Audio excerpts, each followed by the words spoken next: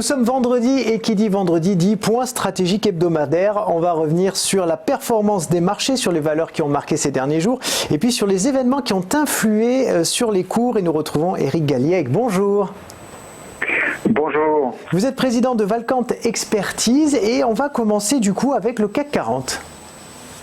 Oui, donc cette semaine, une très belle performance des indices européens et américains, une hausse de l'ordre de 2% qui porte quasiment au plus haut de l'année l'indice national, sachant que l'euro a de nouveau baissé de 0,3% environ contre le dollar et se retrouve donc en dessous de 1,10. Alors on va parler maintenant de la BCE. Alors c'est bien sûr l'élément, l'événement attendu de cette semaine avec la réunion de la BCE et ses différentes mesures qui ont été annoncées hier par Mario Draghi et commentées donc dans sa conférence de presse. On se retrouve donc avec un taux des dépôts qui est abaissé à moins 0,5% avec des conditions d'accès au TLTRO qui sont améliorées pour les banques et surtout un nouveau quantitative easing qui est annoncé devant commencer début novembre pour un montant de 20 milliards d'euros, un montant mensuel de 20 milliards d'euros.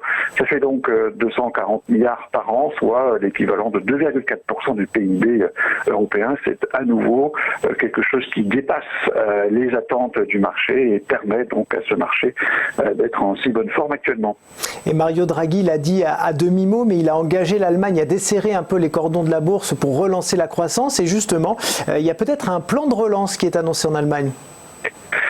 C'est une bonne transition pour parler du deuxième point qui nous semble important cette semaine, avec la possibilité d'un vrai plan de relance en Allemagne. L'Allemagne qui est excédentaire sur ses comptes publics depuis longtemps, et donc la possibilité de trouver une solution technique qui permettrait donc à des agences publiques de porter les dépenses et l'endettement associés à un plan de relance dont le montant pourrait atteindre 50 milliards. Il a déjà été évoqué dans les semaines précédentes, mais globalement pourrait atteindre 138 milliards d'après donc la Banque publique de développement allemande qui considère que la mutation environnementale exige de tels montants. C'est bien sûr une bonne nouvelle pour la conjoncture économique européenne et ses perspectives de relance donc outre-Rhin.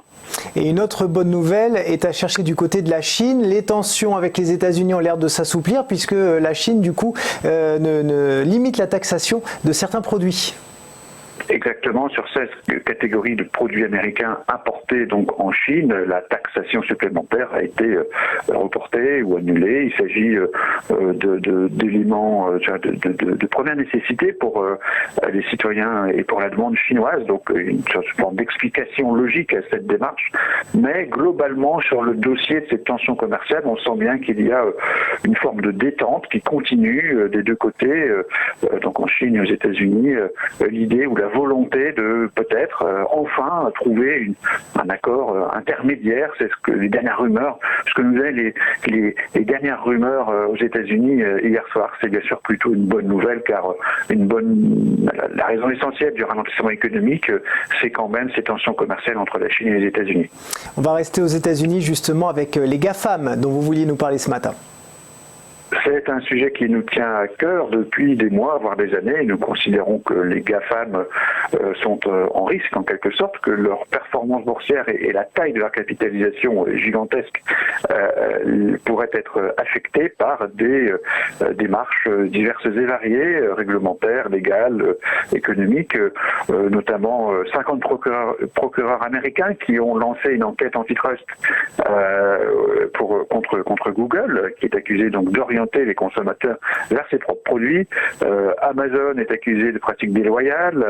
Apple est suspecté de ne pas distribuer des produits vendus par des développeurs externes dans le cadre donc de son App Store. Donc véritablement les GAFAM sont l'objet donc d'ennuis judiciaires qui un jour ou l'autre pourraient catalyser, à notre avis, une crise des valeurs technologiques. C'est le seul point négatif de cette semaine globalement positive. Alors en synthèse justement de ce qu'il fallait retenir cette semaine.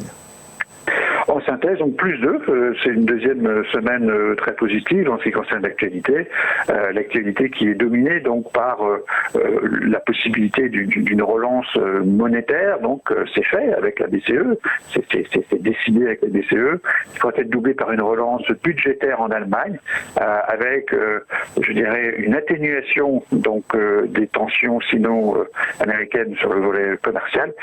C'est bien sûr des éléments très positifs qui sont un petit peu compensés par les ennuis des GAFAM. Donc c'est plus 2.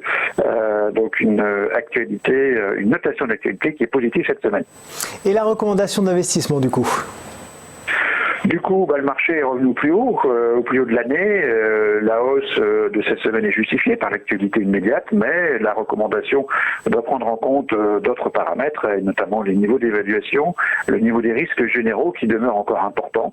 Et donc pour cette raison, malgré donc l'amélioration ou la réduction marginale du risque, nous amène à toujours considérer qu'il faut être prudent sur les marchés et ne pas acheter aujourd'hui d'actions, en tout cas limiter toutes les initiatives dans la mesure où donc nous sommes au plus haut et que de nombreux risques restent posés, notamment le Brexit.